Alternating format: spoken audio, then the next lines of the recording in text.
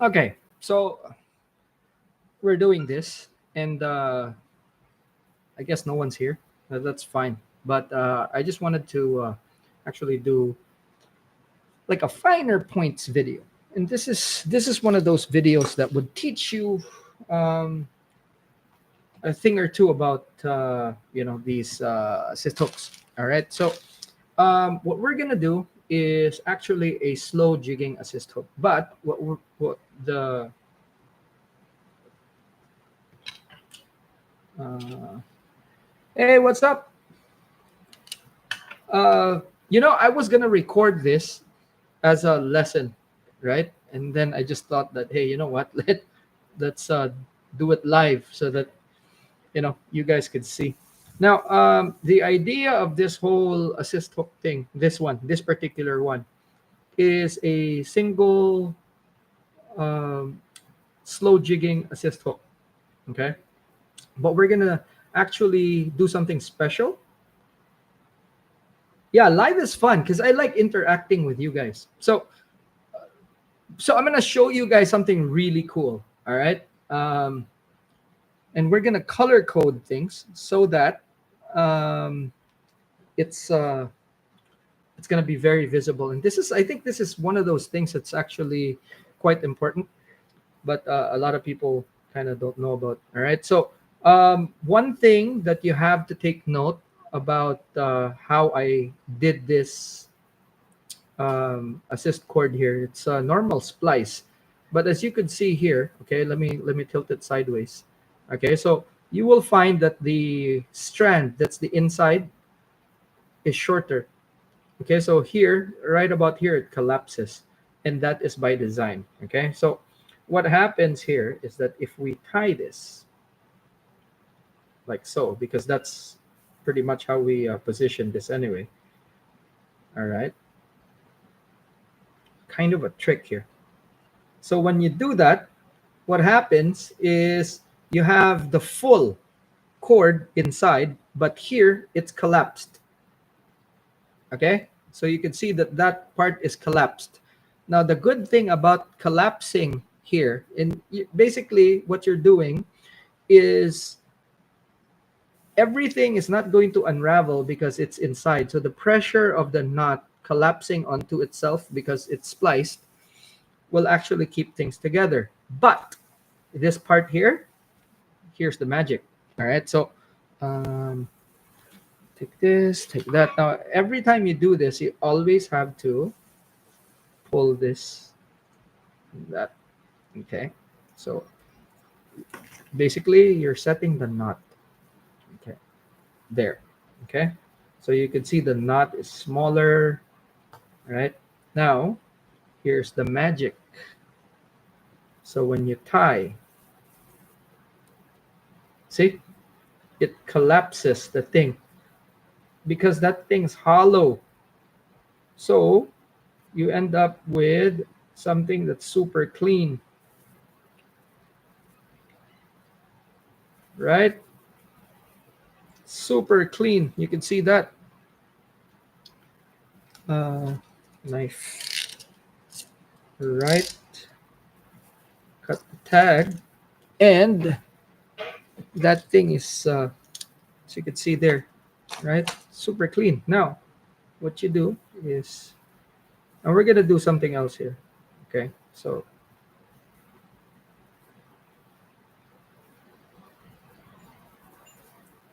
right. See? Look how clean that is, right? It's not bulging. It's not bulging. And you can make like a transition here. Just like that. See? My eyes are so shot. But with these glasses, at least I can kind of manage things. Right. So we're doing this. And as it is, this is already a fantastic, super clean assist hook right there. So you could say, hey, I don't want to blow my own horn here, but that looks pretty good, right? Now, if you didn't do that trick with the cord, what happens is that this will bulk up, and right there you see that it's not, you know.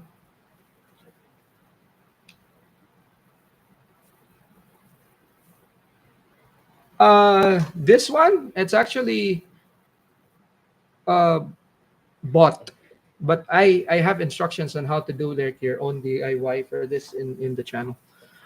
It's not for sale anymore. The company went under. All right, so there we go. You can see there. But as soon as I find the, what do you call this, the one I made, because it's here somewhere.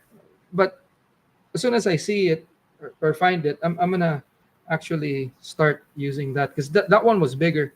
You know. Did you make the assist line and weave the eye at the end that is a commercially made product with the ring? Yeah, yeah. I mean, this, you get this separately, you get this separately, and then I spliced it just earlier. I did it out off stream because there are instructions of doing that. Like even in the other videos, I've done it, but I've just explained what I've done.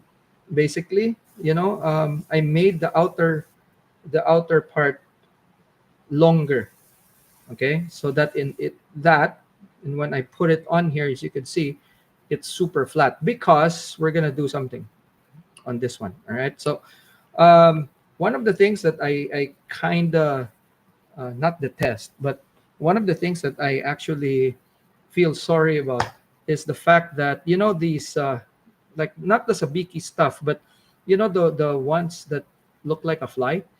Believe it or not, I was the first one to actually do something like that. Um, Geez, a while back, like 2016 or something like that. In fact, if you dig through my Instagram, you'll find that there's a picture of what I made, right? And there's no other image online that predates that. And I've been fooling around with uh, assist hook flies for a really long time before I even posted that. And then when people actually saw that, they started imitating, and then it kind of evolved. But here's the problem: when you're doing stuff like that, you actually lose a lot of fish more than you attract. And people, I mean, for those guys that have the confidence in doing that, they're only counting the fish that they actually catch and not the fish they lost, and thinking that it works. So sad. But when you're, down, after a while, I've realized that whatever you put in on the assist hook actually has an effect. Okay, so like take for example, there's a reason why I want this part here as slim as possible. It is because when the fish bites, the hook is not static. Okay, it moves around, and when it moves around, the part where the exit and entry wound basically, reach this part here. And once it moves around, depending on how the fish moves, sometimes the hole gets bigger. So if this is bulky here, what happens is that it makes the hole bigger, and then it's basically easier for the hook to pop out. So as much as possible, you want that as close to the size of the hook shank as possible, because as soon as it actually gets bigger, that's also the time when you lose the fish. Now, there is always an effect on stuff that you put on here. Okay, so I'm going to show you guys a trick that uh, helps you avoid snags. Okay, so uh, as you can see here, we have the hook. It's almost tied. um, it's worth noting that you know we flattened this bit here as much as possible. So it compresses, and the space that you have here is, although limited, it is something that you could still put on, because if you could see, there's a gap up to the point here. Okay, and that's what we're gonna utilize. We're gonna use flash, and this is glow in the dark crystal flash. Okay, um, a lot of people would put like something like a bunch like this, like that. Okay, all in good, that's the kind of like long pieces like this, right? So they'd put like super long. But another thing that you should, something I learned from fly fishing again. So when you're tying flies, you'll find that if you tie something that's super long, you actually miss a lot of strikes, because you'll get a lot of the bites behind the hook. So what you want is to always match the hook with, there's a proportion in fly fishing, there's a fly tying, there's a proportion that you use. It's always the tail is always going to be one hook shank to 1.5 hook shank length. That's it. That's your maximum. Now, for assist hooks, they kind of move with the jig. So you need to actually think about that, because it's not its own thing. The fly itself, the whole fly is its attraction. For um, jigging, the assist hook is not part of your attraction. Okay, it is the jig itself, and the jig should be the target. Okay, so that's something that you really need to take note of. A lot of people just don't understand that. Okay, now if you want something bushy, example, you want that whole thing there, instead of actually tying like that, what you need to do is take half of this, roughly. Okay, as we're doing here. Okay, again, this is like a fly tying technique. I just thought that I'd share this for the guys that do this, so that you will know. Okay, so cut that, right?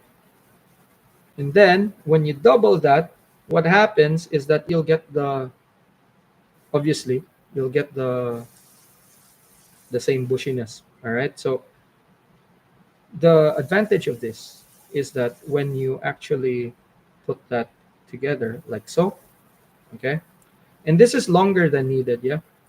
When you do it like that, as soon as you put it on like so, guess what? That's gonna stay on, instead of actually tying like at one end. So see, like that, fold it, and then once you put it on there, a couple of wraps, and it actually becomes um, positioned to where you want it, and that's not gonna roll around. See,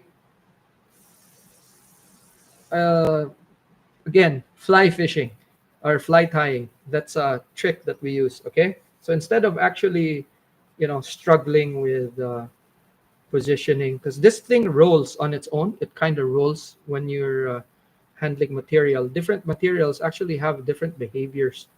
So when you're doing this, right, just makes it kind of easier. Okay, also, once you have that on, because you have this, see, it's positioned the way where it's supposed to be going.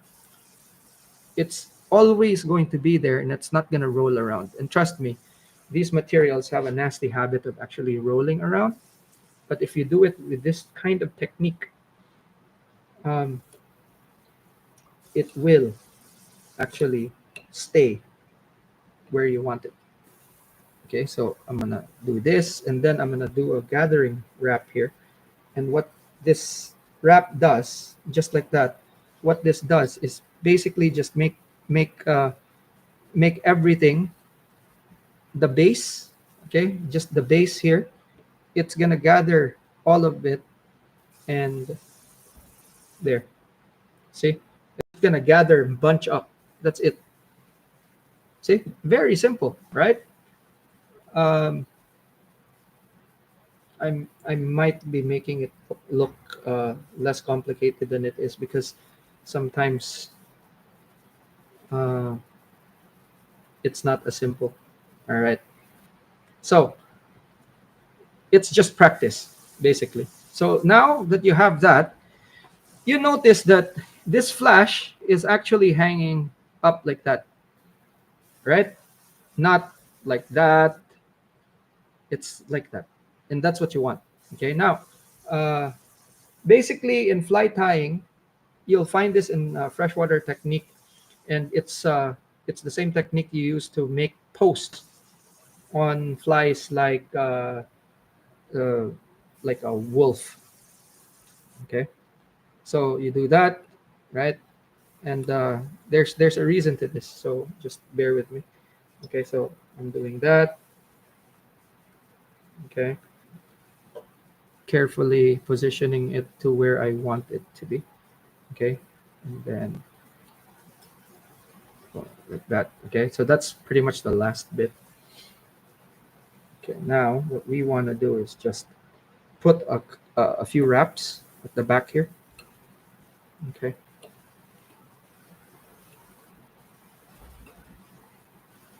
right, and then a few more wraps up front, and you could just do it like that.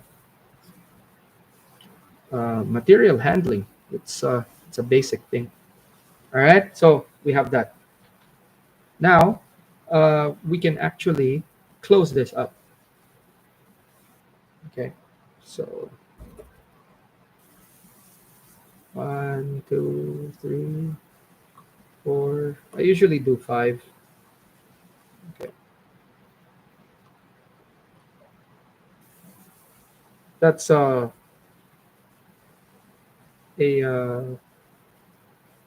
whip finish. Okay, whip knot.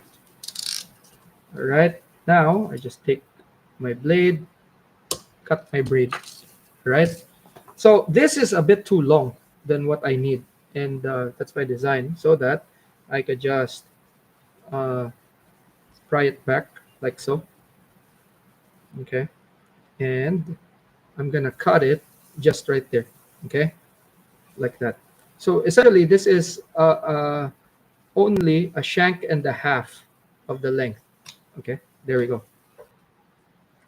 Now let's talk about this beauty. Now, actually, with this, you can now super glue. Okay, so I'm not gonna skip that step. I'm actually gonna do it so that you guys can see. Okay, instead of actually saying like, hey, instead of actually saying, um, I'm gonna do this later, and all that. I'll glue it so that you know exactly what I'm trying to do here, and you can see the final result. Okay, so for this particular one, what we're gonna do is we're gonna super glue, and we're also going to zap it. Okay, so just so it's going to be dry. Now you need a bit of dexterity with this. Where's that fucking needle? I have like a needle that I use, you know, to apply the there it is, to apply the super glue. Okay, so bear with me, guys, and I'll explain why the flash is like that. Because believe it or not, it's a beautiful thing. Okay, so for that, right, just apply. Be very careful not to get super glue on this thing.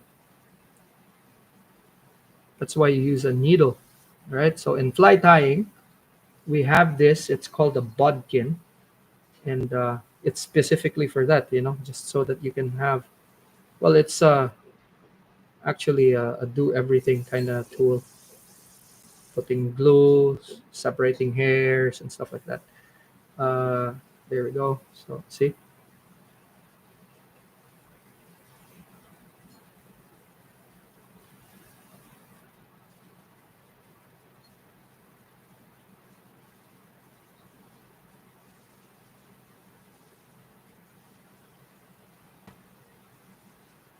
Take note, guys, specifically for slow jigging. Okay, you can use this from shore as well for shore jigging.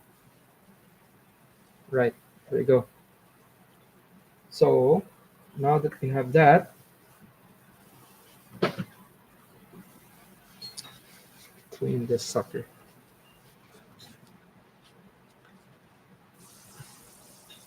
I miss tying flies.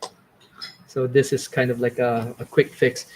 I got jealous of Dave, watching Dave tying flies and stuff. And then I just said like, hey, you know what? I can tie something like this. All right. So we're going to zap this now.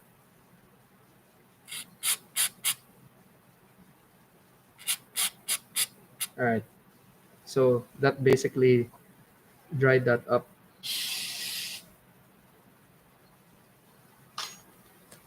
All right. Now, finger has this thing. Now, if you have your, super glue, you don't have to do this. I'm scraping it with a knife. You don't have to do it like that. It takes a couple of days for cyanolite to actually um, lose its adhesion to your skin. Okay, there we go. But it bothers me. So anyway, so let us zoom out. All right. So let's have a chat right here because I need to talk to you guys about this. This is kind of special. A lot of people don't even realize what this is too. Uh, Bang. What's up? All right. Um, okay, so this little guy right here is actually pretty cool. So remember when I said that when you put some stuff, you actually it actually has purpose. Okay, so this is not random. I don't do random. So what this is once your jig is moving down, up, or whatever, it will always turn this hook point up. Okay, and you would be like, why would I want that to be like that? See, um, when you're fishing structure, let's say you're fishing from shore, you're fishing from a boat or whatever, and you're fishing structure. Snags are a thing, right? And if your sub fibers, whatever, how they tie it, it's usually facing down like that. Guys, the heaviest part of the hook is this. All right. And what happens is it always wants to flip down like that. All right.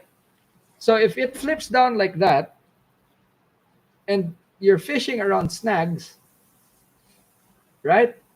But if it's hook point up, right? Uh, all good, Bob. If it's hook point up like that, and this acts like a parachute, and what it is it creates a lot of resistance so that when it hits the water, boom, it does that and it flips it up. And guess what? If the snag is here, right, it's not gonna snag. And guess what? As a bonus, and a lot of people don't realize this, as a bonus, the jaw of the fish, okay, here it's all bone, the lower jaw. Here on the top, it's actually soft because the palate is here. So when the fish bites and your hook point is actually pointing up, guess what? There's a lot of soft tissue that the hook can grab onto, as opposed to hook point down where it's all bone and it's just going to kind of slip. It's not going to penetrate that much. When the fish shakes, it pops off. So, I kind of regret posting that picture and showing people the fancy ass assist hooks, because once I had a better understanding of this whole thing, you know, I just said like, oh crap, that's kind of embarrassing. You know, I was excited because one of my friends actually told me like, hey dude, you know, you can actually make flies like on assist hooks. You know, and I've experimented so much on assist hooks, and some of the ideas I actually passed on to, let's say, companies like BMC, and Owner, right? And I know I've mentioned this before, but I helped them develop assist hooks. So there's some assist hooks on VMC that actually use my math, um, and then there's at least one assist hook from a owner that uses the math and the methodology. So, you know, owner does something like this for their uh, shore jigging assist hooks.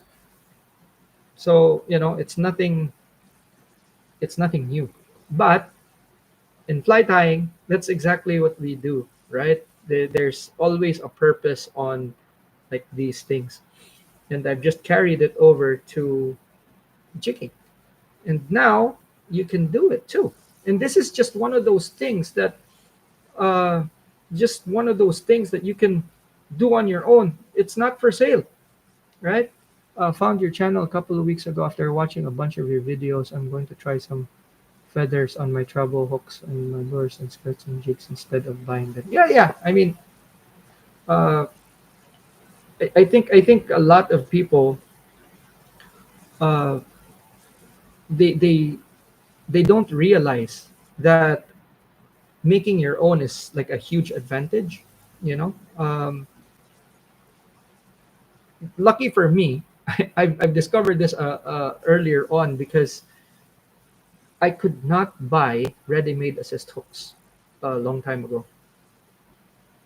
Uh, Dude, you know, shore jigging works everywhere, and there are some people that are already shore jigging in the U.S., and they've been getting some success as well.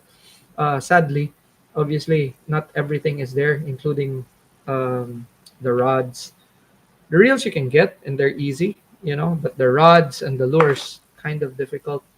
But yeah, I mean, there's more to shore jigging than just the jigs. Obviously, you can cast plugs with the shore jigging equipment. The rods, yes, like the right rods, you know, because Major Craft USA is run by a few guys that actually kind of don't know much, you know, and even the guys, and there's one guy there that I kind of helped, you know, in one shape or form. And as soon as he got to Major Craft, he thinks he knows what he's doing, and you know, just long story short, still in the same state. Um, but yeah, okay. So as far as this assist hook is concerned, this is something that you guys should actually look into, especially when you're fishing around snags and stuff. A lot of people don't realize is that you can use flash and other material to actually steer the hook. Okay, so this is just one of those things wherein you would be able to make the hook do exactly what you want. All right, so uh, a hybrid between fly tying and jigging. There we go. Alrighty.